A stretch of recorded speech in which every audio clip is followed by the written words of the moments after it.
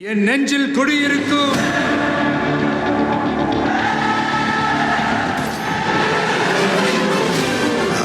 தளபதி. உங்க toilet cleaner bison toilet cleaner குவாலிட்டியை விட பெட்டர்னு நிரூபிச்சா உங்க மொத்த பணமும் ரீஃபண்ட். பைசன் டாய்லெட் கிளீனர் இப்போது 79 ரூபாயில்.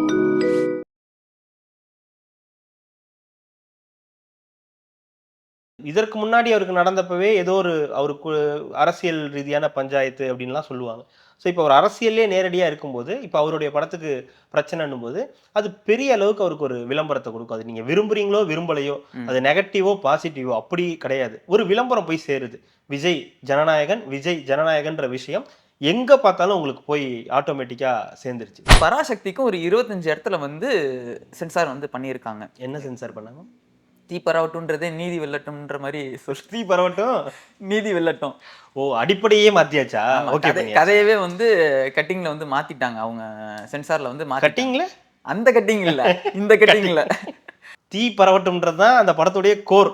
ஆமா, இது இந்த ஹிந்தி எதிர்ப்பை இல்லாம எதிர்க்கணும்ன்றது அதுதான் அந்த படத்தை. இது தீ பரவட்டும், அதவே மாத்தி நீதி பரவட்டும்னு போடுறதுக்கு ட்ரெய்லர்ல பாத்தீங்கன்னாலுமே தீ பரவட்டும் தான் இருக்கு. இப்ப எப்படி அதை அழிச்சு நீதின்னு மாத்துவாங்க ஒண்ணுமே புரியல. சார் வந்து முடிவு பண்ணிட்டாங்க, இவரு கொஞ்சம் கேசரியும் மீதி பிரியாணியும் பண்ணியிருப்பாங்க. கேசரியில பிரியாணி மிக்ஸ் ஆகக்கூடாது, பிரியாணி எல்லாத்தையும் கட் பண்ணிட்டு கேசரியை மட்டும் கொண்டு வந்துட்டாங்க. கரெக்ட், கேசரி பிரியாணி தான். எப்பவுமே பிரியாணிக்கு முன்னாடி கேசரி வைப்பாங்க. ஆமா கரெக்டா, பிரெட் அல்வா கேசரி ஏதாவது ஒன்று வைப்பாங்க. அது கொஞ்சம் மீதி பிரியாணி. இது புரிஞ்சுக்கணும், கேசரியும் பிரியாணி ஒன்னா கலக்கல. கேசரி தனியா, பிரியாணி தனியா. First half kesari, second half biryani. அன்னைக்கு நேரடியாக பிரச்சனை வேற. கரூர் சம்பவம். அந்த கரூர் சம்பவத்துல 41 பேர் உயிர் போயிருக்கு. அந்த போனதுக்கு அப்புறம் 3 நாள் கழித்து ஒரு வீடியோ போடுறாரு. அந்த வீடியோல சிஎம் சார் உங்களுக்கு ஏதாவது பிரச்சனைனா இங்கே தான் இருக்கேன் அப்படின்னு ஒன்று சொல்றாரு. இது சினிமா. இந்த படத்துக்கு ஒரு பிரச்சனை வந்திருக்கு. இது அரசியல் ரீதியான பிரச்சனை தான். இப்போ போய் என்ன ஒப்பனை வைக்கணுமா? என் படம் ரிலீஸ் ஆகலை, என் படத்தை ரிலீஸ் பண்ணிட்டாங்க, என் படத்தை முடக்கிட்டாங்க. அது அவசியமே கிடையாது. தான் பேசுறதை விட தனக்காக பேசுறாங்க இல்லையா, அந்த இண்டஸ்ட்ரியை பேச வைக்கிறாங்க இல்லையா. ஒட்டுமொத்த இந்த டிபேட்ல ஃபுல்லா இதுதானே ஓடிக்கிட்டு இருக்கு. காலையில அந்த தீர்ப்புக்கு இவங்க மேல்முறையீடு போகாம இருந்திருந்தாங்கன்னா, பராசக்தி டீமுக்கு வந்து இந்த சர்டிபிகேட் கொடுக்காம இருந்திருந்தாங்கன்னா, பாத்தீங்களா சிவகார்த்திகேயனுக்கு பயந்து விஜய் வந்து பாஜக கிட்ட சொல்லி பராசக்தியை நிறுத்திட்டாரு, அவர் படத்தை ரிலீஸ் பண்ணிட்டாருன்னு வைங்க. இப்ப என்ன சொல்லுவாங்கன்னு தெரியல. ஏன்டா 25 கட்டை கொடுத்து வாங்கிக்கிட்டு அமைதியா போனது நீனு, ஏன்டா எந்த பிரச்சனையுமே பண்ணாம என்ன பிரச்சனைன்னே தெரியாம அதுக்கு மேல மேல்முறையீடு பண்றது, நாங்க வழக்கு தொடர்ந்து நிக்கிறது தாவேகா. ஏன்னா இப்ப ஆட்சி அதிகாரத்தில் பங்குன்றது முக்கியம் கிடையாது. இப்போதைக்கு நமக்கு தேவை பாசிச பாஜகவை எதிர்க்கிறது தான். அதனால திமுக கூட்டணியோட நம்ம வந்து இருப்போம். அதனால திமுகவை எதிர்த்து நிக்கணும். அதனால விஜய் கொடுக்குற ஆஃபரெல்லாம் வந்து அண்ணன் வந்து ஏத்துக்க மாட்டாரு. அண்ணனுக்கு அது தேவையும் கிடையாது. அதாவது நம்ம இன்னொரு 10 சீட்டு நம்ம ஜெயிக்கணும், ஒரு அதிகாரத்துக்கு வரணும், நம்ம அந்த சார்ந்த சமூகத்துக்கு வந்து நல்லது பண்ணணும்ன்ற எண்ணத்தெல்லாம் கிடையாது. தேவையில்லாத கருத்து இதெல்லாம். சரி, பாசிச பாஜகவை எதிர்க்கணும். ரெட்ரோலுக்ஸ் நேயர்களுக்கு வணக்கம். இன்றைய கார்த்திக் விஷன் நிகழ்ச்சியில் தமிழகத்தில் நடக்கும் அரசியல் நிகழ்வுகளை பற்றி விவாதிக்கலாம். வணக்கம் கார்த்திக். வணக்கம் ஜோ. பாத்தீங்களா, காலையில இருந்து நியூஸ் பார்த்துருப்பீங்களே. அதை மட்டும் தானே பார்த்துக்கிட்டு இருந்தோம். லைவ்ல அது மட்டும் தான் ஓடிக்கிட்டு இருக்குது.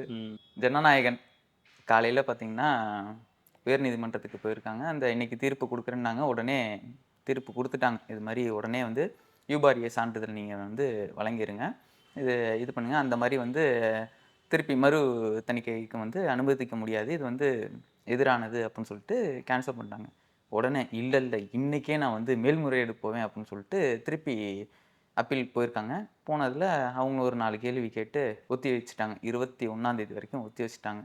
இது வந்து எப்படி பார்க்குறீங்க? முதல்ல ஏன்னா நிறைய பேர் கேள்வி கேட்டுக்கிட்டு இருக்காங்க. பார்க்க முடியல, படம் பார்க்க முடியும். அதுதான் பிரச்சனை. இல்லை, கேள்வி ரொம்ப கேட்டுட்டு இருக்காங்க. ஒரு மாதிரி மென்டல் டச்சர். அதாவது ஜட்ஜி கேட்ட கேள்வியோட ஒருத்தர் கேள்வி கேட்டுக்கிட்டே இருக்காரா, நீ அது பண்ண தப்பு, உனக்கு இத்தனை மாசத்துக்கு முன்னாடியே உனக்கு தெரியும்ல, நீ வந்து எப்படி தணிக்கை சான்றிதழ் வரதுக்கு முன்னாடி நீ வந்து ரிலீஸ் டேட்டை அனுபவிக்கலாம். யார் கேட்கறது சொல்றீங்க? யார் சொல்றீங்க? அவரா? சாட்டை எடுத்து ஓகே நாட்டை எடுத்து கட்சியை கூட திருத்த முடியாதவங்களா? இல்ல, நாட்டை திருத்துறதுக்காக. அதான் கட்சியை கூட திருத்த முடியாதவங்க தானே. ஆமா. இது இந்த ஜனநாயகன் தொடர்ந்து இது ஒரு பேசு பொருளா இருந்துகிட்டே இருக்கு. இந்த படம் இதெல்லாம் வரப்போகுதுன்றதே ஒரு பெரிய பேசு பொருளா இருந்துச்சு. கடைசி படம்னு அது பெரிய பேசு பொருளா மாறிச்சு. அதுக்கப்புறம் மலேசியாவில் ஆடியோ லான்ச், அது ஒரு பெரிய பேசு பொருளா மாறிச்சு. ஆடியோ லான்ச்சில் பேசுனது ஒரு பேசு பொருளா மாறிச்சு. அப்படின்னு எல்லாமே ஜனநாயகனுக்கு தொடர்ந்து ஒரு பேசு பொருளாவே இருந்துகிட்டு இருந்துச்சு. அதோட எக்ஸ்ட்ரீம் 9ஆம் தேதி படம் ரிலீஸ் ஆக போது எல்லாரும் என்ஜாய் பண்ணலாம் அந்த படத்தை பார்த்து. ஒரு கடைசி படம் விஜய் படம் ரொம்ப நாள் ஆச்சு, கோட்டுக்கு அப்புறம் ஒரு படம் வந்து ரொம்ப நாள் ஆச்சுன்னு நினச்சவங்களுக்குலாம், அந்த ஃபேன்ஸுக்கெல்லாம் பயங்கர வெயிட்டிங்கில் இருந்தாங்க. அதுலலாம் பெரிய இடியை இறக்குற மாதிரி நடந்தது தான் இந்த சென்சார் போர்டோட அந்த இஷ்யூ. ஸோ சென்சார் போர்டு அந்த இஷ்யூ ஆச்சு. 5ஆம் தேதி வந்து அவங்க வந்து இந்த மாதிரி நாங்கள் கொடுத்துருந்தோன்ற மாதிரி சொன்னாங்க. பட் ஆனால் அதுக்கப்புறம் நடந்த சம்பவங்கள் எல்லாம் நம்ம ஏற்கனவே பார்த்தது தான். ஸோ உயர்நீதிமன்றத்துக்கு போனாங்க. உயர்நீதிமன்றம் சில கேள்விகளை கேட்டாங்க. இதற்கான தீர்ப்பை நான் 9ஆம் தேதி சொல்கிறேன் அப்படின்றத சொல்லிட்டு போயிருந்தாங்க நீதிபதி அவர்கள், ஆஷா அவர்கள். இன்னைக்கு காலையில் வந்து 10:30 மணிக்கு அந்த நீதிபதி வந்து அந்த தீர்ப்பை வாசித்தாங்க. இந்த மாதிரி இவங்க சொல்கிறக்கூடிய எல்லாமே அப்நார்மலாக இருக்குது அப்படின்ற ஒரு விஷயத்தை அவங்க வந்து குறிப்பிட்டிருந்தாங்க. அதற்கேற்ற மாதிரி தீர்ப்பும் வந்து நீங்கள் வந்து UBA சர்டிஃபிகேட் கொடுத்து இந்த படத்தை வந்து ரிலீஸ் பண்ணலாம், மறு தணிக்கைக்கு அனுப்ப வேண்டிய அவசியம்லாம் கிடையாதுன்றது தான் தனி நீதிபதியோட தீர்ப்பாக இருந்துச்சு. அது வந்து ஒரு பெரிய சந்தோஷத்தை வந்து இண்டஸ்ட்ரியில் இருக்கிற நிறைய பேருக்கு வந்து ஏற்படுத்துச்சு. விஜய் தரப்புக்கும் அப்படி இருந்திருக்கும், KVN ப்ரொடக்ஷன்ஸுக்கும் அதெல்லாம் இருந்திருக்கும். ஆனால் இதை எதிர்பார்த்து தான் இந்த டீம் வெயிட் பண்ணிட்டு இருந்திருப்பாங்கன்னு நினைக்கிறேன். உடனே ஏன்னா அவங்களோட இதில் எந்த டேட்டுமே அனௌன்ஸ் பண்ணலை, தள்ளி வைக்கிறோன்றது மட்டும்தான் சொல்லியிருந்தாங்களே தவிர எந்த டேட் அப்படின்றதெல்லாம் அவங்க சொல்லலை. ஸோ அப்போ என்ன ஆகுதுன்னா ஆட்டோமேட்டிக்காக ஏதோ நடக்க போகுதுன்றதை அவங்க வந்து உறுதிப்படுத்திக்கிட்டாங்க. ஸோ இது ஏதோ இப்போ நம்ம என்ன பண்ணாலும் இவங்க நமக்கு மேலே ஏதோ ஒன்று பண்ணுறதுக்கான வெயிட் பண்ணுறாங்கன்றதை அவங்க தனி நீதி வாசித்தோடனே நாங்கள் மேல்முறையீடு போகிறோம் அப்படின்ற ஒரு விஷயத்த வந்து சொல்லிட்டாங்க. ஸோ உடனே மேல்முறையீடுக்கு வந்து அப்பீல் பண்ணுறாங்க. உச்சநீதிமன்றம் கிடையாது, உயர்நீதிமன்றத்திலே தலைமை நீதிபதிக்கு இதை வந்து எடுத்துகிட்டு போகிறாங்க. ஸோ எடுத்துகிட்டு போன உடனேயே அவங்க வந்து இன்னைக்கு 3:30 மணிக்கு அதை வந்து எடுக்கிறாங்க. எடுத்ததுக்கப்புறம் என்ன அப்படின்னு கேட்கும்போது, எங்களுக்கு வந்து கால அவகாசம் வழங்கலை, எங்கள் தரப்பு இதை சொல்கிறதுக்கு எங்களுக்கு கால அவகாசம் வழங்கலை அப்படின்னு சொன்னோன்னே, நீங்கள் ஏன் இவ்வளோ புஷ் பண்ணுறீங்க அப்படின்ற ஒரு விஷயத்தையும் நீதிபதி அவர்கள் வந்து கேட்குறாங்க. உங்கள் இஷ்டத்துக்கு நீங்கள் வந்து இங்கே வேலை செய்ய முடியாது அப்படின்ற ஒரு விஷயத்தையும் குறிப்பிடுறாரு. அதுக்கப்புறம் வந்து எங்கெல்லாம் உங்களுக்கு வந்து நீங்கள் எப்படி சென்சாரே பண்ணாமல் படத்தோட டேட்டெல்லாம் அனௌன்ஸ் பண்ணுவீங்க அப்படின்ற மாதிரி இது நிறைய கேள்விகள் வந்து படத்தரப்புக்கும் வந்து வச்சுருக்காங்க. 21ஆம் தேதி வரைக்கும் இதை ஒத்தி வைக்கிறேன். தனி நீதிபதி கொடுத்த தீர்ப்பை வந்து இடைக்கால தடை அப்படின்ற ஒரு விஷயத்த வந்து சொல்லியிருக்காங்க. ஸோ இதுலேருந்து மோரல் ஆஃப் த ஸ்டோரி 21ஆம் தேதி வரைக்கும் படம் ரிலீஸிற்கான வாய்ப்பு கிடையாது. ஸோ 21ஆம் தேதி வந்து விசாரணை செய்து அன்னைக்கே அதற்கான தீர்ப்பு வாசிக்கப்படலாம், இல்லை மறுபடியும் ஒத்தி வைக்கலாம். இந்த மாதிரி நிறைய பிரச்சனைகள் வந்து இருக்குது. இது வந்து ஜனநாயகனுக்கு ஒரு வகையில் லாஸ். இப்போ படம் ரிலீஸ் ஆகலை, ஸோ ஃபேன்ஸ் அப்செட் ஆகியிருக்காங்க.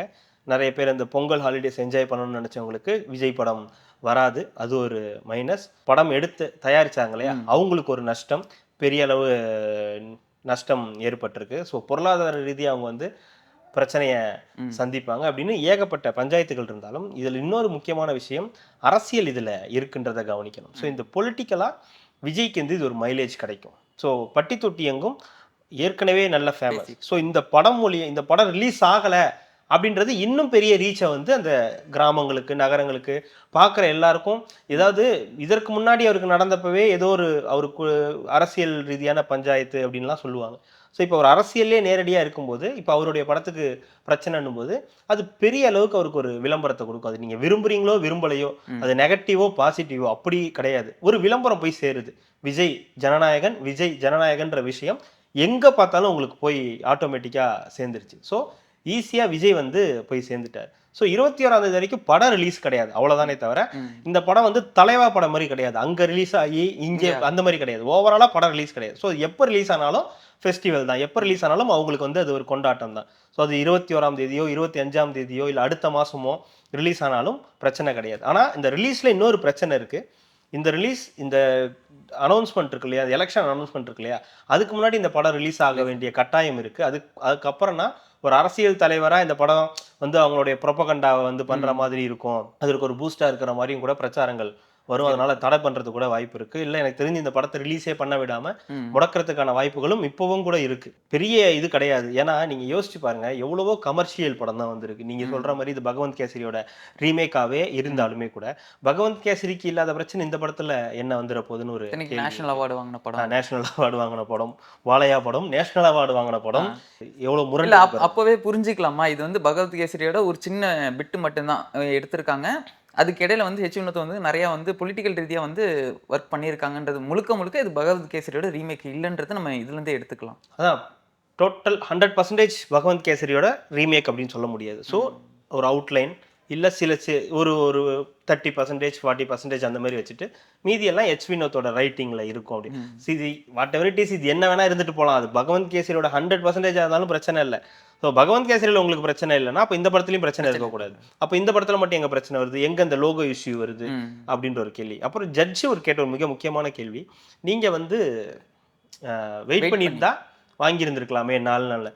அவங்க வெயிட் பண்ணிட்டு தானே இருந்தாங்க, கொடுத்துருந்துருக்கலாமே, மறுதணிக்கைக்கு பண்ணி மறுபடியும் நீங்க நாளைக்கு ரிலீஸ் வச்சுட்டு இன்னைக்கு வந்து கேட்குற மாதிரி எல்லாம் இது பண்ணி. அதாவது இந்த படம் 19ஆம் தேதியே கொடுத்தாச்சு. ஸோ அவங்க சொன்ன கட்ஸ் எல்லாமே முடிச்சு மறுபடியும் கொடுத்தாச்சு. 25ஆம் தேதி என்னவோ அந்த படம் வந்து திருப்பியும் சென்சார் பண்ணி கொடுத்தாச்சு. அதுக்கப்புறமா அந்த படத்துக்கு எந்த இதுவும் சர்டிஃபிகேட்டும் கொடுக்கல அப்படின்னு சொன்னா அப்போ உங்களுக்கு அங்கே ஏதோ ஒரு பிரச்சனை இருக்குன்றது தெரியும். இப்போ எல்லாரும் என்ன சொல்றாங்க, நீங்க மார்ச், ஒரு மிகப்பெரிய அறிவாளி ஒருத்தர் நீங்க சொன்னீங்களே, அவர் சொல்றாரு நீ மார்ச் மாசத்துல எல்லாம் சொல்லிட்டு இப்போ வந்து படம் எடுக்க வேணாமா, படம் எடுத்து தானே கொண்டு போய் சென்சார் கொடுக்க முடியும், நாங்க பாதி படம் எடுத்துட்டா அது வரைக்கும் சென்சார் பாருங்கன்னு சொல்ல முடியும் அப்படின்னு சொன்னா. லோகேஷ் கனகராஜ் எல்லாம் வந்து ரிலீஸ் டேட் எல்லாம் ஷூட் போறதுக்கு முன்னாடி பூஜை பண்ணா நம்ம ரிலீஸ் டேட் அனௌன்ஸ் பண்ணிட்டே தான். இல்ல, இது பெரும்பாலான படங்கள் நம்ம ஊர்ல எல்லாம் கிடையாது. நம்ம ஊர்ல எல்லாத்துலயுமே இந்த டேட்ல படம் ரிலீஸ் பண்ணலாம், இந்த ஃபெஸ்டிவலுக்கு இந்த படத்தை ரிலீஸ் பண்ணணும் அப்படின்னு பிளான் பண்ணி தான் படங்கள்லாம் எடுப்பாங்க. எல்லாருமே படம் எடுத்துட்டு அதுக்கப்புறம் ரிலீஸ் வெயிட் பண்ண மாட்டாங்க. அதெல்லாம் நீங்க சொல்றதெல்லாம் சின்ன படங்கள் படம் எடுத்துருவாங்க, தியேட்டர்ஸ் கிடைக்காது, சரியான இது கிடைக்காதுன்னு வெயிட் பண்ணுவாங்க. இது விஜய் மாதிரி, அஜித் மாதிரி, ரஜினி மாதிரி ஆட்கள்லாம் இந்த டேட்ல படம் ரிலீஸ் பண்ணணும். ஸோ அந்த ரிலீஸ் ஆகிறதுக்கு பிஃபோரா 2 மாசத்துக்கு முன்னாடியோ இல்லை 1 மாசத்துக்கு முன்னாடியோ இல்லை 25 நாளைக்கு முன்னாடியோ படத்தை கொண்டு போய் சென்சாருக்கு கொடுப்பாங்க. ஸோ அதுக்குன்னு ஒரு கியூ இருக்கு, அந்த கியூ ஆன்லைன்ல இருக்கும். ஸோ அந்த நம்பர்ஸ் படி அந்த படம் வரும், அதுக்கப்புறம் தான் அது சென்சார் ஆகும். இவ்வளோ ப்ரொசீஜர்ஸ் இருக்கு. இவங்க டிசம்பர் 19ஆம் தேதியே கொண்டு போய் படம் கொடுத்துட்டாங்க. டிசம்பர் 19க்கும் ஜனவரி 9க்கும் எவ்வளோ நாள் இருக்குன்றது நமக்கு தெரியும். ஸோ அதுலேயே உங்களுக்கு ஒரு 20 நாள், இங்கே ஒரு 8 நாள் வச்சுக்கோங்க. ஸோ இந்த கேப்ல இந்த படத்தை வந்து பண்ண முடியாது, 2 தடவை சென்சார் பண்ண முடியாதுன்னு சொல்ல முடியாது. 2 தடவை பண்ணிட்டாங்க. ஒரு தடவை பார்த்துட்டு இதெல்லாம் சொல்லியிருக்காங்க, செகண்ட் டைம் அதெல்லாம் கொண்டு போய் கொடுத்துட்டதுக்கு அப்புறம் அப்போ தெரியாத மத உணர்வும் அந்த லோகோ பிரச்சனையெல்லாம் இப்போ எப்படி 5ஆம் தேதிக்கு அப்புறம் தான் தெரிஞ்சுதா? இல்லை, அப்போ அவங்க சரியா பார்க்கலையா? அதுல 4 பேருக்கு ஓகேவா, ஒருத்தருக்கு பிரச்சனைன்றாங்க. அப்ப அந்த ஒருத்தர் பிரச்சனை மெஜாரிட்டி இல்ல, அது ஒரு பிரச்சனை இருக்கு. ஒருத்தருக்கு பிரச்சனைனாலும் பிரச்சனைன்றாங்க. அந்த 4 பேர்ல ஒருத்தருக்கு பிரச்சனைனாலும் அந்த படம் பிரச்சனை அப்படின்னு சொல்ல வரேன். ஸோ இது ஒரு பெரிய குழப்பமா இருக்கு. இந்த மாதிரி சென்சார் இந்த மாதிரி எல்லாம் பண்ணுச்சுன்னா உங்களுக்கு படம் எடுக்கிறதே ரொம்ப ரிஸ்கான ஒரு வேலையா போயிடும். ஆனா அது கிடையாதுன்னு வச்சுக்கோங்களேன். ஏன்னா யாருக்கு சாதகமா படம் பண்ணணுமோ அவங்களுக்கெல்லாம் அந்த படம் போய் சேர்ந்துடுது, எந்த பிரச்சனையும் இல்லாம வந்து சேர்ந்துடுது. இந்த மாதிரி அரசியல் காரணங்களுக்காக இந்த மாதிரி படங்கள் வந்து தடைப்படுது. ஒரு கமர்ஷியல் படத்துல என்னங்க பெரிய மத உணர்வை சரி மத உணர்வை தூண்டுற மாதிரி இருக்குன்னா நீங்க முன்னாடியே சொல்லியிருக்கலாமே, அதை அப்பவே கட் பண்ணிருந்து ஓகே அப்படின்னு சொல்லி கொடுத்துருந்துருப்பாங்களே. ஆனா நீங்க அதை விட்டுட்டு அதுவுமே கேட்டாங்க, கந்தன் மலைக்கு உங்களால சர்டிபிகேட் கொடுக்க முடிஞ்சவங்களுக்கு இதுக்கு கொடுக்க முடியல, அதுல வந்து மத உணர்வு தூண்டுற மாதிரி எதுவுமே இல்லையா அப்படின்ற ஒரு கேள்வியுமே கேட்டிருக்காங்க. கந்தன் மலையை அவங்க படமாவே பார்த்திருக்க மாட்டாங்க. யூடியூப்ல ரிலீஸ் பண்ற படத்துக்கு என்னங்க சர்டிபிகேட்? அதுக்கு முன்னாடி வந்து தியேட்டர்கள் ரிலீஸ் தானே பேசியிருந்தாங்க. தியேட்டர்கள் ரிலீஸ் பேசினாங்க, அந்த சில கட்டாயத்தினால தான் யூடியூப்ல ரிலீஸ் பண்ற மாதிரி இருந்தது. ஆமா, அவதார் வேற வந்துச்சு, பாதிப்பு ஏற்படுத்திருன்னு இதுல யூடியூப் கிளாஷ்ல கடைசியா கூட காசெல்லாம் கேட்டாங்களே, உங்களால முடிஞ்சதை போடுங்க அப்படின்னு. அந்த மாதிரியா? இல்ல, இந்த இப்ப நம்ம பேசிட்டு இருக்கோங்க இந்த சென்சார் விஷயமே பெரிய பிரச்சனைன்றப்போ, இந்த ஓடிடி தளத்துக்கு வந்து இந்த சென்சார் பிரச்சனை தான் இல்லைன்றப்போ நம்ம முன்னாடி பேசின மாதிரி தான் இது ஏன் ஓடிடியில் நம்ம ரிலீஸ் பண்ணிடக்கூடாது அப்படின்ற ஒரு விஷயம் வந்து நம்ம பார்த்துக்கிட்டு இருந்தோம். இன்னொன்று பார்த்தீங்கன்னா அதே மாதிரி பராசக்திக்கும் ஒரு 25 இடத்துல வந்து சென்சார் வந்து பண்ணியிருக்காங்க. என்ன சென்சார் பண்ணாங்க? தீ பரவட்டும்ன்றதே நீதி வெல்லட்டும்ன்ற மாதிரி சொல்லி, தீ பரவட்டும் நீதி வெல்லட்டும். ஓ, அடிப்படையே மாத்தியாச்சா? ஓகே, கதையவே வந்து கட்டிங்ல வந்து மாத்திட்டாங்க அவங்க சென்சார்ல வந்து. கட்டிங்ல அந்த கட்டிங் இல்ல, இந்த கட்டிங்ல அந்த கட்டில வந்து படத்தையே மாத்திட்டு இந்தி திணிப்புன்ற அந்த கான்செப்டே இல்லாத அளவுக்கு ஒரு படமா வந்து வெளியில வரும்னு நினைக்கிறேன் நான். நல்ல வேலை பராசக்தின்னு வைக்காதீங்க, ஓம் சக்தின்னு வைங்கன்னு சொல்லியிருந்தா என்ன பண்ணிருப்பாங்க? சரின்னு இருந்திருப்பாங்க. அப்போ அந்த ரெகுலேஷனுக்கு எல்லாத்துக்கும் ஓகே பண்ணிட்டு அவங்க படத்தை ரிலீஸ் பண்றாங்கல்ல, அந்த மாதிரி விஜயும் பண்ணியிருந்திருக்கணும். அப்போ விஜய் வந்து டைரக்டா அட்டாக் பண்ணி தானே ஆகணும், அப்பெல்லாம் நீக்கவே முடியாது, நான் அடிச்சுதான் ஆவேன்னு சொல்லி அடிச்சிருக்காரா? அதாவது ஸ்டெபனா இருக்காரு. ஆனா ஆமா, நான் இதுதான் இருக்கும் என் படத்துல, இது இப்படிதான் நான் ரிலீஸ் பண்ணுன்றதுல ஸ்டெபனா இருக்காரு. பராசக்தி வந்து நீங்க சொன்னீங்க, நான் பார்க்கல, நான் சீரிஸ் அதை பார்க்கல. 25 கட்டுன்னு மட்டும் நான் கேள்விப்பட்டேன், நியூஸ் பார்க்கல. 25 கட்டு அப்படின்னு நீங்க சொன்னீங்க. இப்ப தீ பரவட்டும் அதுக்கு பதிலா என்னது? நீதி வெல்லட்டும். நீதி வெல்லட்டுமா? நீதி பரவட்டும் அந்த மாதிரி நீதி பரவட்டும். தீ பரவட்டும்ன்றதுதான் அந்த படத்துடைய கோர். ஆமா, இது இந்த ஹிந்தி எதிர்ப்பை இல்லாம எதிர்க்கணும்ன்றது அதுதான் அந்த படத்தை இது தீ பரவட்டும். அதவே மாத்தி நீதி பரவட்டும்னு போடுறதுக்கு ட்ரெய்லர்ல பாத்தீங்கன்னாலுமே தீ பரவட்டும் தான் இருக்கு. இப்ப எப்படி அதை அழிச்சு நீதின்னு மாத்துவாங்க ஒண்ணுமே புரியல. ட்ரெய்லர் கட்டுமா மாத்தணும்? ஆமா, இல்ல ட்ரெய்லர் கட்டல மாத்துறாங்களான்னு தெரியல. அது ரிலீஸ் பண்ணிட்டாங்களே வேற. அதெல்லாம் மாத்த மாட்டாங்க. நல்லா ட்ரெய்லருக்கு சென்சார் இல்லைன்ட்டாங்க. இப்ப நான் பார்த்தேன் இந்த இதுல எல்லாரும் நீதி பரவ, நான் அதை கவனிக்கல. என்னமோ எல்லாருமே போட்டுட்டு இருந்தாங்க. எல்லாருமே இந்த திமுக ஆட்கள் இருப்பாங்கல்ல, ஆமா. அவங்களுக்கு வேலை செய்யறவங்க என்ன இது என்ன போட்டிருக்காங்கன்னு சொல்லிட்டு நான் கிராஸ் பண்ணி போயிட்டேன். இப்ப நீங்க சொன்னதுக்கு அப்புறம் தான் தெரியுது சென்சார் சர்டிபிகேட்டை போட்டு 25 கட்டு பண்ணிருக்காங்க. அதுல நீதி பரவட்டும் வந்து எடுக்க சொல்லிட்டா, இது தீ பரவட்டும் எடுக்க சொல்லிட்டாங்கன்றதான் பெரிய பஞ்சாயத்தா. அந்த 25 கட்டுல ஹிந்தி எதிர்ப்பையும் ஏதோ பண்ணிருக்காங்க. அண்ணாதுரை அவர்கள் பேசிய வசனங்கள் மாதிரி இருக்கக்கூடியதையும் எடுத்திருக்காங்க. எதுக்கு அந்த படத்தை ரிலீஸ் பண்ணிக்கிட்டு ரிலீஸ் பண்ணணும்ல, இல்லன்னா தோல்வி ஆயிரும்ல. யாருக்கு தோல்வி ஆக போகுது? ரிலீஸ் பண்ணதுக்கு அப்புறம் தான் தோல்வி ஆகும். இல்ல அதுக்கப்புறம் ஜனநாயகம் தள்ளி போச்சு, இதுவும் தள்ளி போச்சு. ஜனநாயகம் அடுத்தது எப்போ ரிலீஸ் பண்றீங்கன்னு சொல்லுங்க, அப்ப நாங்களும் அப்படியே ரிலீஸ் பண்ணிக்கிறோம் அப்படின்னு வந்தாலும் வந்திருக்கலாம். வரட்டும். அதனால என்ன, சேதாரம் யாருக்குன்றது எல்லாருக்கும் தெரியும். இல்ல தப்பிச்சுட்ட. இந்த நீங்க சொல்ற இந்த விஷயம் வந்து சென்சார்ல இவங்க 25 இதுக்கு வந்து கட்டுக்கு வந்து ஓகே சொல்லி பல வசனங்களுக்கு மியூட் சொல்லி சக்சஸ் அதுக்கெல்லாம் இணங்கி இந்த இடத்துக்கு வந்து இந்த படத்தை ரிலீஸ் பண்றாங்க. ஸோ அப்போ நாளைக்கு அந்த படம் பார்க்கும்போது முக்கியமான பல விஷயங்கள் வந்து கட் ஆகும். ஸோ என்ன சொல்ல வந்தாங்கன்ற அந்த இடம் வந்து நமக்கு தெரியாம போகும். ஸோ அவங்களோட அடிப்படையே அந்த படத்துல இருந்து எடுக்கப்பட்டிருக்கலாம். ஸோ அவங்களோட அடிப்படை என்ன, ஹிந்தி எதிர்ப்பை வச்சு மையமான வச்சு ஒரு கதை அப்படின்றத பண்ணியிருக்காங்க. அதுல சில முக்கியமான வசனங்களே மியூட் போடுறாங்கன்னா அது முடியாதுல்ல, அது எதிர்த்து இருக்கணும்ல. இப்ப ஹிந்தி எதிர்ப்பு நீங்க ஒரு படம் எடுக்கிறீங்க, இப்பயும் அந்த ஹிந்தி எதிர்ப்புன்ற ஒரு பிரச்சனை இருக்கு, மத்திய அரசுக்கு எதிரான ஒரு பிரச்சனை இருக்கு. எல்லா விஷயம் எதிர்த்து போராட்டம் போனா அந்த நாடு சுடுகாட தாங்க போகும். அவரு எதுவும் போராட்டம் எல்லாம் பண்ண மாட்டாரு. இல்ல மேல்முறை அவங்களும் கோர்ட்டுக்கு போறாங்கன்னா எதுக்கு அந்த பிரச்சனை? வேண்டாம், லீவை விட்டுற முடியுமா? விஜயா சரி எதிர்த்து ஏதாவது இது பண்ணுவோம், இல்ல இந்த எங்களுக்கு பண்ண முடியாதுன்னு சொல்றது இல்ல. அந்த அளவுக்கு எதிர்ப்பும் கொடுக்கல. 25 கட்டு சொன்னாங்க, கொடுத்துட்டாங்க. அதே மாதிரி நீங்களும் போயிட்டு இதை கட் பண்ணி எடுத்துருவாங்கன்னு சொல்லி அவங்களும் கொடுத்துட்டு இருப்பாங்க. ஏங்க அவங்க தான் ஏற்கனவே கொடுத்துட்டாங்களே, நீங்க இவ்வளவு கொடுத்ததை தான் 27 கட்டு சொல்லியிருக்காங்க, இத்தனை இடத்துல மியூட்னு இருக்காங்க, சரின்னு சொல்லி போய் தான் கொடுத்துருக்காங்களே. அதுக்கப்புறமும் நீங்க கொடுக்கல, மதம் அது இதுன்னு உருட்ட ஆரம்பிச்சோன்னதான் அது என்னன்னா சென்சார் வந்து முடிவு பண்ணிட்டாங்க. இவரு கொஞ்சம் கேசரியும் மீதி பிரியாணியும் பண்ணியிருப்பாங்க. கேசரியில பிரியாணி மிக்ஸ் ஆகக்கூடாது, பிரியாணி எல்லாத்தையும் கட் பண்ணிட்டு கேசரியை மட்டும் கொண்டு வந்துட்டாங்க. கரெக்ட், கேசரி பிரியாணி தான். எப்பவுமே பிரியாணிக்கு முன்னாடி கேசரி வைப்பாங்க. ஆமா கரெக்டா, பிரெட் அல்வா கேசரி ஏதாவது ஒன்று வைப்பாங்க. அது கொஞ்சம் மீதி பிரியாணி. இது புரிஞ்சுக்கணும். கேசரியும் பிரியாணி ஒன்னா கலக்கல, கேசரி தனியா பிரியாணி தனியா. First half kesari, second half biryani அப்படி வேணான்ட்டாங்க. சென்சார்ல இருக்கவங்க வெஜிடேரியனா இருப்பாங்கன்னு நினைக்கிறேன். அதனால வெஜ் பிரியாணி. அவன் நான்வெஜ் ஃபுல்லா எடுத்துட்டு வெஜ் பிரியாணி எடுத்துக்கன்றான். இல்ல இதுல என்னன்னா பராசக்தி வந்து சில இதுக்கெல்லாம் கட்டுப்பட்டு நாங்க இது பண்ணிக்கிறோம், இந்த மியூட் எல்லாம் போட்டுக்கிறோம், எங்களுக்கு படம் ரிலீஸ் ஆனா போதும் அப்படின்ற மாதிரி போட்டுட்டு இப்ப எல்லாரும் ட்விட்டர்ல வந்து நீதி பரவட்டும், தீ பரவட்டும், நீதி பரவட்டும்னு மாத்தி மாத்தி போட்டுக்கிட்டு இருக்காங்க. அந்த இடத்துக்கும் பராசக்திக்கும் ஜனநாயகனுக்கும் ஒண்ணு கிடையாது. பராசக்தி ஒரு கண்டென்ட் மூவி, அதுல வந்து ஒரு பீரியட் ஃபிலிம், அதுல இருக்கக்கூடிய இந்த ஹிந்தி எதிர்ப்பு இதுக்கெல்லாம் அக்செப்ட் பண்ணி அந்த படத்தை ரிலீஸ் பண்ண விடுறாங்க. அதுக்கு இத்தனை ரெஸ்ட்ரிக்ஷன் போட்டு பண்ணியிருக்காங்க. அதை எதிர்க்கல, பரவாயில்ல நாங்க படத்தை ரிலீஸ் பண்ணிக்கிறோம்ட்டாங்க. பரவாயில்ல நாங்க படத்தை ரிலீஸ் பண்ணிக்கிறோம்ன்ற அளவுக்கு நடந்துட்டாங்க. ஆனா விஜய் படத்துக்கு பிரச்சனையே வேற, இது வரைக்கும் சந்திக்காத பிரச்சனை, புது பிரச்சனை. உங்களுக்கு இப்படி ஒரு பிரச்சனை வருது, சென்சார் சர்டிஃபிகேட் கொடுத்தும் இவ்வளவு கேள்விகள் கேட்கறாங்க. இங்க இருந்து இந்த இடத்துல இருந்து நகர்ந்து அந்த படத்துக்கு உடனடியா மேல்முறையீடு போறாங்க. ஒரு தீர்ப்பு வருது, சந்தோஷமான தீர்ப்பு, சாதகமான தீர்ப்பு வருது. உடனே அடுத்த நொடியே மேல்முறையீடுக்கு போறோம் அப்படின்ட்டாங்க. உடனே மேல்முறையீடு எடுக்கிறாங்க. உடனே 3:30 மணிக்கு உட்காடுறாங்க. 4:30 மணிக்கெல்லாம் ரிசல்ட் வந்துருது. முடியாது, 26ஆம் வரைக்கும் உங்களுக்கு கிடையாது அப்படின்னு சில விஷயங்கள் ரொம்ப சாதாரணமா சொல்லிட்டு போயிட்டாங்க. ஏன் 15 நாள் வெயிட் பண்ணா என்ன, உங்களுக்கு என்ன பிரச்சனை அப்படின்ற மாதிரி. ஸோ ஒரு பிஸ்னஸ் பண்றவங்க, ஒரு பணம் போட்டிருக்கிறவங்க இல்ல அதே கேள்வி இப்படியும் கேட்கலாம்ல. அதே என்ன விவாதம் எடுத்தாங்கன்னா, இதுக்கு நீங்க வெயிட் பண்ணிருக்கலாம்ல, அதுக்குள்ள எதுக்கு வந்து கோர்ட்டுக்கு வரீங்கன்ற ஒரு கேள்வி வராங்க. அதே மேல்முறையீடு திங்கட்கிழமைக்கு வச்சுக்கலான்றாங்க. அது வரைக்கும் வெயிட் பண்ணிட்டு வரலாம்ல, ஏன் இன்னைக்கே வரணும்? தெரியாது. மேல்முறையீடு திங்கக்கிழமை கேட்டது இவங்க தான், சென்ட்ரல் போர்டு தான். ஆனா இன்னைக்கே எடுக்கணும்னு சொன்னது கோர்ட்டு தான். இன்னைக்கே எடுத்துக்கலாம், நீங்க உங்க இதெல்லாம் கொடுங்க, இன்னைக்கே எடுத்து பேசிடலாம் அப்படின்ட்டாங்க. ஏன் நீங்க திங்கக்கிழமை கேக்குறீங்க? சோ அவங்களோட ஒரு தரப்பு நியாயம் பாத்தீங்கன்னா, கேவி வந்து நாங்க பணம் போட்டிருக்கோம், ரிலீஸ் டேட் சொல்லிட்டோம், நீங்க ரிலீஸ் டேட் சொன்னதுக்கெல்லாம் நாங்க எதுவும் பண்ண முடியாது அப்படின்றாங்க. எல்லா படமும் வந்து அப்படி கிடையாது. ஒரு சில படங்கள் தான் ரிலீஸ் டேட் சொல்லிட்டு வராங்க முக்கியமான ஃபெஸ்டிவலுக்காக. ஸோ இது முழுக்க முழுக்க அரசியல் வந்து இதுல உள்ள வந்துடுச்சு. ஸோ இதனால இதை தடுக்க முடியாது. 21ஆம் தேதி வரைக்கும் படம் ரிலீஸ் கிடையாது. அதற்கு பிறகுதான் படம் ரிலீஸ். அதுவும் எப்போன்னு சொல்ல முடியாது. இந்த பிரச்சனையெல்லாம் சால்வ் ஆகணும். ஆனா இது அவ்வளோ பெரிய பிரச்சனையே கிடையாது.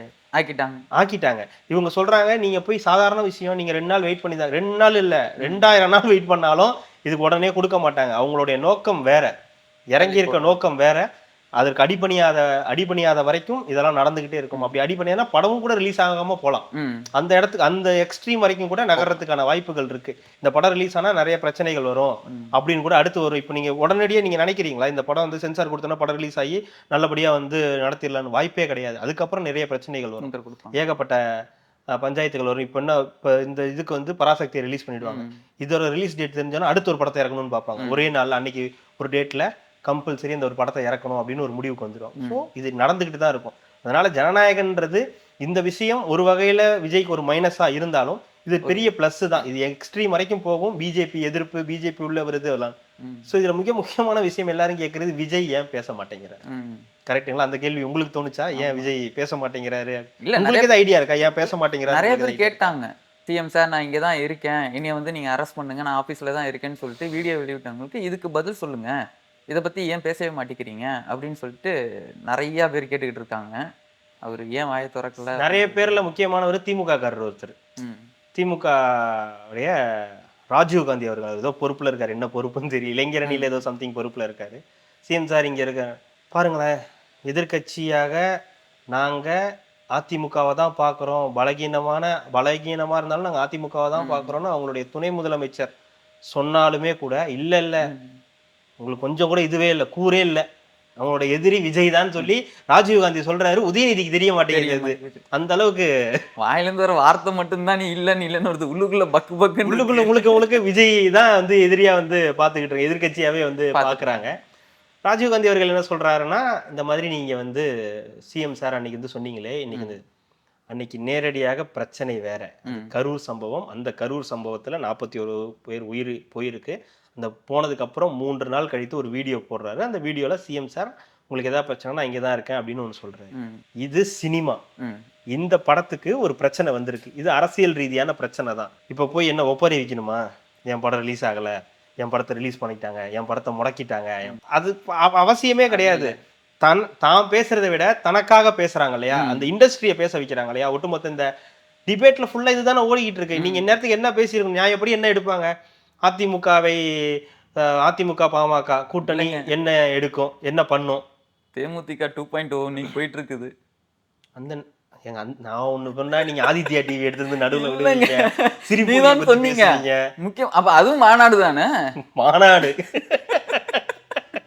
மாநாடு கடலூர்ல பெரிய மாநாடு. நீங்க அந்த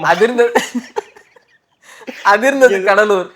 ஆமா அதெல்லாம் கேப்டன் இருந்த வரைக்கும், கேப்டன் விஜயகாந்த் இருந்தார் இல்லையா, அது இருந்துச்சு. உண்மையாவே அவங்க மதுரையில போட்ட அந்த மாநாடுன்றது மதுரையே இல்ல, ஒட்டுமொத்த தமிழ்நாட்டையே வந்து திரும்பி பார்க்க வச்சதுதான். இன்னைக்கு வந்து போறாங்க, அந்நியார் வந்து இந்த வண்டியில ஏறி போறாங்க, 4 பேர் அந்த வேன்ல தூங்குறான், ஒருத்தன் கேமராமேன் எந்த பிடிமானமும் இல்லாம நிக்கிறான், ஒரு 15 பேர் ஓடி வரானுங்க. எங்க இருந்து எதுக்கு ஓடி வரானுங்கன்னே தெரியல. 15 பேரும் ஆடுதான். அந்த தொண்டர்கள் பார்த்தா 2 பேர் தான் ஓடி வந்தாங்க, ஒருத்தன் மட்டும் ஓடிக்கிட்டே இருந்தான் கடைசி வரைக்கும். ஆமா விடுங்க, நம்ம இப்ப தேவையில்லாம அந்த ட்ராக் உள்ளார போயிட்டு இருக்கோம். நீங்க என்ன கேட்டீங்கன்றதே இப்ப நான் மறந்துட்டேன். இதை பத்தி தான் பேசிக்கிட்டு இருக்கணுமே. இணையம் முழுக்க இதை பத்தி தான் விவாதம் முழுக்க எப்படி இருந்திருக்குன்னா, அதிமுக இப்படி சேர்ந்துருச்சு, பாமக உள்ள வந்துருச்சு, டிடிவி தினகரன் வரப்போறாருன்னு சொல்றாங்களே, ஓபிஎஸ் இப்படி ஆகி போச்சு அப்படின்னு. உங்களுக்கு அதுதான் பிரச்சனை. காங்கிரஸ் இந்த மாதிரி பேசிக்கிட்டு இருக்கேன்றது பிரச்சனை கிடையாது, அதை வந்து பேசவே மாட்டாங்க.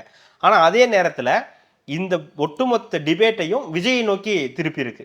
ஸோ இப்போ 7 மணி 8 மணி விஜய்க்கு இப்படி ஆயிடுச்சு, ஜனநாயகன் படம் ரிலீஸ் ஆகலையே, இதை நோக்கி திருப்பி இருக்கு. அப்போ விஜய் பேச வேண்டிய அவசியமே இல்லை, அதை பற்றி எல்லாரும் பேசுறாங்க. அதே மாதிரி விஜய்க்கு அந்த பழக்கமும் கிடையாது. எனக்கு இந்த படம் ரிலீஸ் ஆகலையா, எனக்கு இப்படி அரசியல் பண்றாங்க, என்ன இப்படி பண்ணிட்டாங்கன்னா ஒரு நாளும் சொன்னதில்லை. இண்டஸ்ட்ரியில அவர் சினிமா அவருடைய படங்களுக்கு எப்பெல்லாம் பிரச்சனை வந்திருக்கும் அப்பெல்லாம் நீங்க நோட் பண்ணி பாருங்க, விஜய் நேரடியாக ஒரு பிரஸ் மீட்டோ, விஜய் வந்து ஒரு ட்வீட்டோ எதுவுமே போட்டது கிடையாது. உடனே அந்த பழைய வீடியோ தூக்கிட்டு வந்துருவாங்க. இது இந்த கை கட்டி நிக்கிறதா, அது நேத்தே நான் சொல்லிட்டேன். அதுக்கான பதில் வந்து நேத்தே சொல்லிட்டேன். அது திருப்பி நம்ம வந்து ரிப்பீட் பண்ண தேவையில்லை. பதில்ன்றது வேற மாதிரி தான் இருக்கும், அது களத்துல இருக்கும். ஸோ மத்திய அரசே, ஒன்றிய அரசே, என் படத்துக்கு நீ, அது நேரடியான தாக்குதல் இல்ல, அது மறைமுக தாக்குதல். இப்போ போய் நேரடியா நீ தான் பிரச்சனைன்னு சொல்ல முடியாது. இது வந்து அரசியல் பிரச்சனைன்றது ஒட்டுமொத்த மக்களுக்கும் தெரியுது. ம். இது அரசியல் ரீதியான பிரச்சனைன்னு விஜய்க்கும் தெரியும், பாஜகவுக்கும் தெரியும், சம்மந்தப்பட்ட எல்லாருக்கும் தெரியும். ஆனா கூட்டணி கட்சியான காங்கிரஸ் இதுக்கு குரல் கொடுக்குது. ம். திமுக கொடுக்குதா? அவங்க படத்துக்கே கொடுக்கல. இல்லை, எனக்கு அதுலேயே ஒரு பெரிய சந்தேகம் வருது. என்னன்னா, இந்தி திணிப்பு அந்த போராட்டம் அப்படின்றது உங்களுக்கு நல்லா தெரியும். இந்தி யார் வந்து ஆதரிக்கிறாங்கன்றது நல்லா தெரியும். ஸோ அதை எதிர்த்து இன்னைக்கு ஒரு அரசியல் ரீதியாக வந்து ஒரு படம் வந்து வருது. அதுக்கு 2-3 இந்த கட் எல்லாமே கொடுத்து 25 கட்டு கொடுத்து பரவாயில்லன்னு ரிலீஸ் பண்ணுறாங்க. ஜனநாயகன் ஒரு கமர்ஷியல் படம்.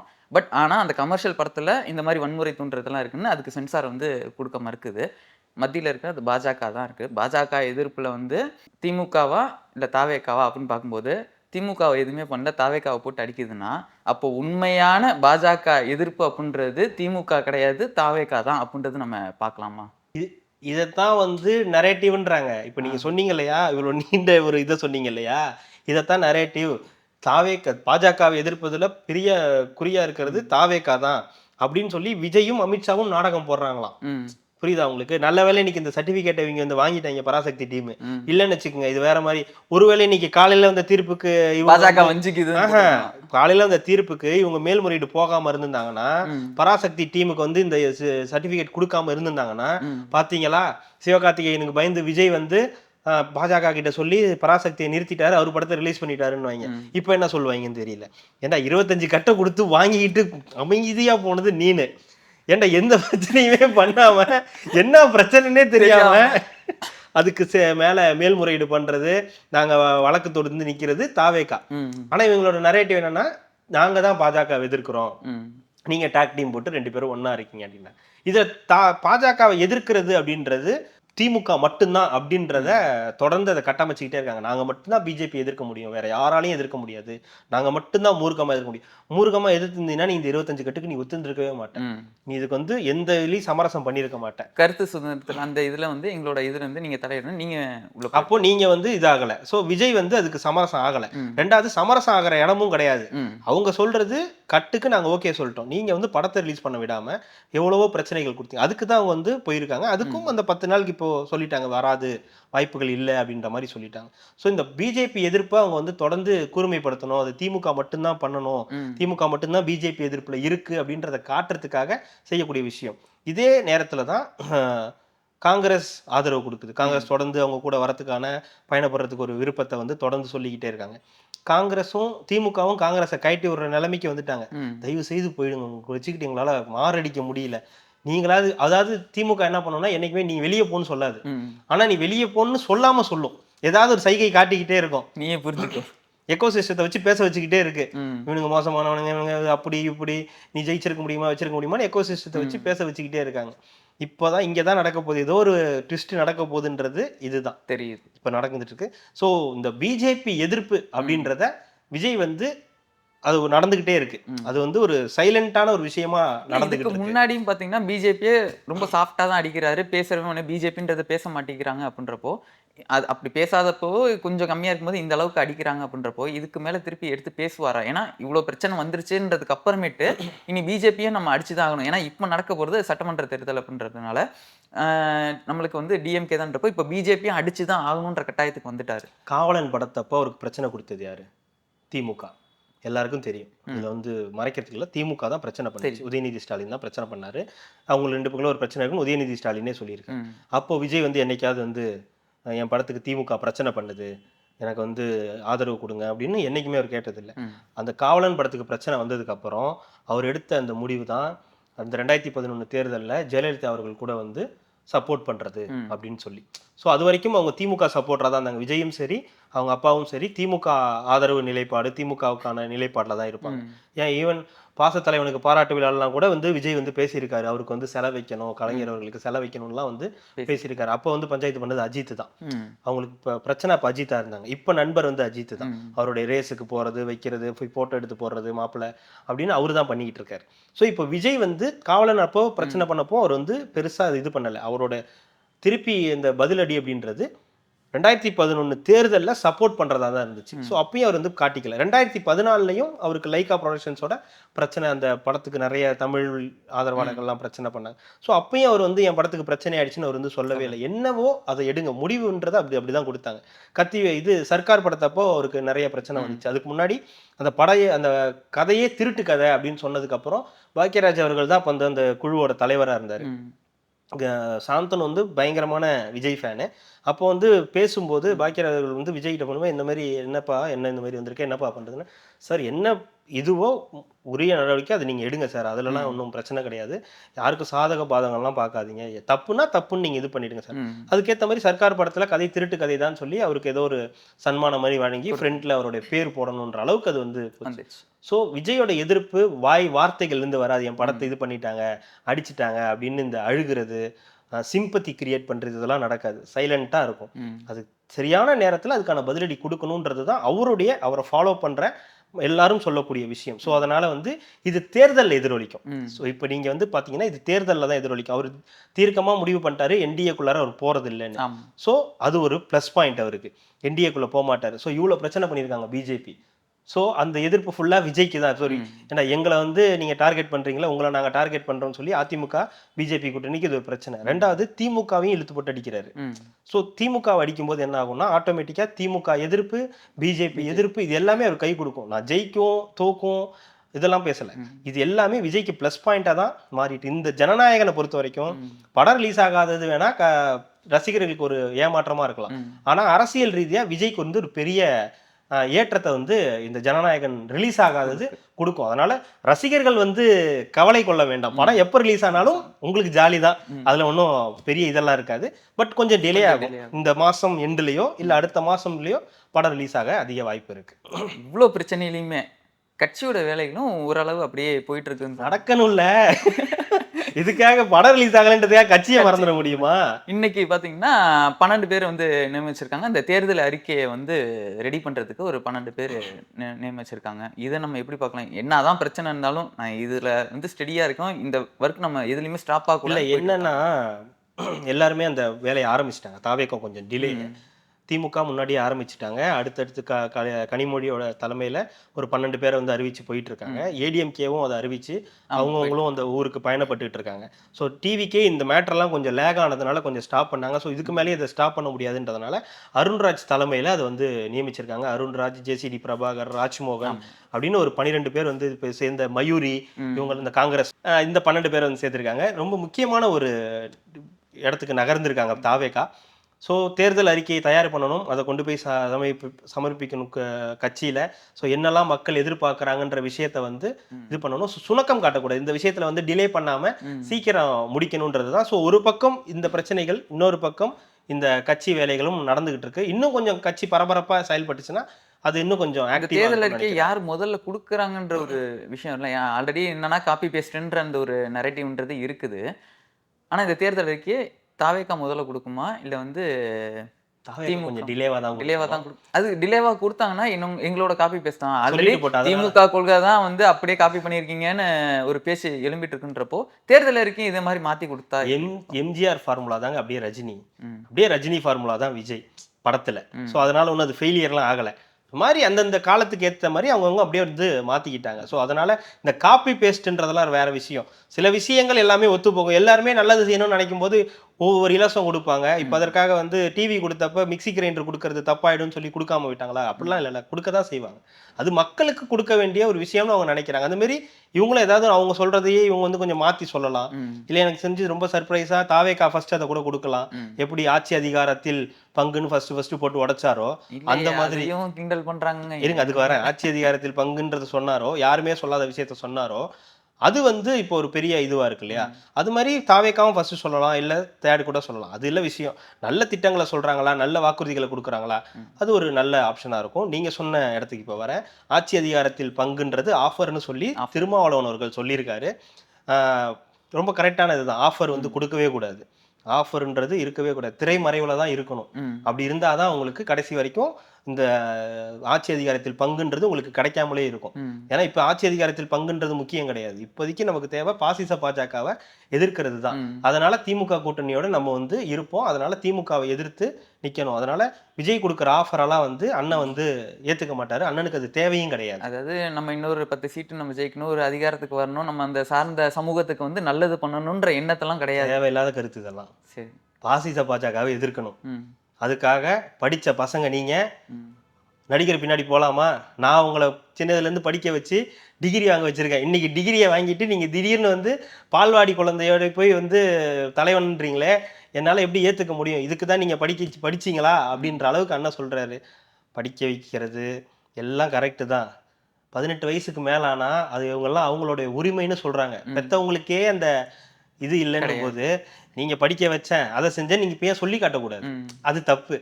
நீங்க படிக்க வச்சீங்க எல்லாம் கரெக்டு. நீங்க தானே சொன்னீங்க ஆட்சியிலும் அதிகாரத்திலும் பங்கு வேணும்னு. இப்போ வந்து முடியாதுன்னு சொன்னா பாகுபலி படம் பார்த்துருக்கீங்களா? அதுல ராஜமாதா சொல்லுவாங்க இந்த மாதிரி உன் மனைவி செய்தது தப்பு அப்படின்னு. அப்ப இவரு நம்ம பாகுபலி சொல்லுவாரு, இதெல்லாம் கற்றுக் கொடுத்ததே நீங்கள் தான், தர்மத்தின் வழி நடக்கணும்னு சொன்னதே நீங்க தான். இப்ப நீங்களே வந்து நமக்கு அதெல்லாம் வேணாம், இப்போதைக்கு வேண்டாம், அப்புறம் பாத்துக்கலாம். அவரை ஃபாலோ பண்ணிட்டு வரவங்க என்ன நினைச்சிட்டு இருப்பாங்க? அதுதான். அது அப்படி யோசிக்கும் போது அவங்களுக்கு அவர் சொல்ற ஆப்ஷன் பிடிச்சிருக்கு. ஆட்சியில் அதிகாரத்தில் பங்கு, எல்லாரும் சமம் அப்படின்னு சில விஷயங்கள் சொல்றது அவங்களுக்கு பிடிச்சிருக்கு. அதுக்காக நீங்க உடனே நடிகர் பின்னாடி போயிடுவீங்களா அப்படின்னு கேட்கறது அண்ணனுடைய இயலாமையை தான் காட்டுது. அந்த கூட்டணியில நீடிக்கணும், ஒருவேளை காங்கிரஸ் வெளியே போயிடுச்சுன்னா நமக்கு இன்னொரு 4 சீட் 5 சீட் எக்ஸ்ட்ரா கிடைக்கும்ன்ற எண்ணம் கூட இருக்கலாம். தெரியல, என்ன வேணா நடக்கலாம் இல்லையா? திடீர்னு சொல்ற ராமதாஸ் ஐயா சொல்றாரு, திருமாவளவன் இருக்கிற கூட்டணியில நீங்க போவீங்களா அப்படின்னு. அரசியல்ல எதுவும் சாத்தியம் அப்படின்றாரு. இப்ப நாளைக்கு அண்ணன் போய் கேட்பாங்க, அண்ணன் இந்த மாதிரி சொல்றாங்களே, என்ன அண்ணன் ஐயா அப்படி சொல்றாருன்னா தப்பு இல்லையே, ஐயா வந்தா நம்ம வர இருக்க வேண்டியதானா? அப்போ உங்களோட பேஸே அங்கே அடிபட்டு போயிடும். ராமதாஸ் பாமகவும் பாஜகவும் இருக்கிற கூட்டணி இடம்பெற மாட்டோம்னு சொன்ன இடத்துல உங்களோட பேஸே அடிபட்டு போகும். அப்படி ஒருவேளை ராமதாஸ் ஐயா உள்ள போறாரு, திமுக கூட்டணிக்கு உள்ள போறாருன்னா அது பெரிய மைனஸ்ல தான் போய் முடியும். பிளஸ் ஆகாது, பிளஸ் ஆகவே ஆகாது. ஒரிஜினல் பாமக இப்ப அன்புமணி தான். நம்ம ஒத்துக்கிட்டாலும் ஒத்துக்கலனாலும் ஒரிஜினல் பாமக அன்புமணி தான் தேர்தல் ஆணையத்தால் அங்கீகரிக்கப்பட்டிருக்கு. இப்ப ஐயா கிட்ட இருக்கிறது ஒன்றும் கிடையாது, இந்த இருக்கிற ஆட்கள் மட்டும்தான். அப்போ அவங்களாம் உதயசூரியன் சின்னத்துல தான் போய் நிக்க வேண்டியிருக்கும். அப்போ அவங்களாம் திமுக எம்எல்ஏவா மாறிடுவாங்க. அந்த இடத்துல திருமாவளவன் நின்னார்னா கொள்கை ரீதியா அவருக்கு அடிபடும். இந்த மாதிரி ஏகப்பட்ட பஞ்சாயத்து இருக்கு. இதை பற்றி பேசிய வேண்டிய இடத்தில் ஜனநாயகன் வெளியீட்டில் விஜய் செய்வது என்ன? விஜய் ஏன் வாய் மூடி மௌனியாக இருக்கிறார் அப்படின்னு தான் நடக்கும். இது அடுத்தடுத்த கட்டங்கள்ல எப்படி போகுதுன்றதை பார்ப்போம். கண்டிப்பாங்க. அடுத்த ஒரு நிகழ்வுல வந்து என்ன நடக்குது பொறுத்திருந்து பார்ப்போம். இன்னும் ஜனநாயகன் என்ன நல்லா பண்ண காத்து இருக்குது அப்படின்னு. மிக்க நன்றி, மகிழ்ச்சி. என் நெஞ்சில் குடியிருக்கும்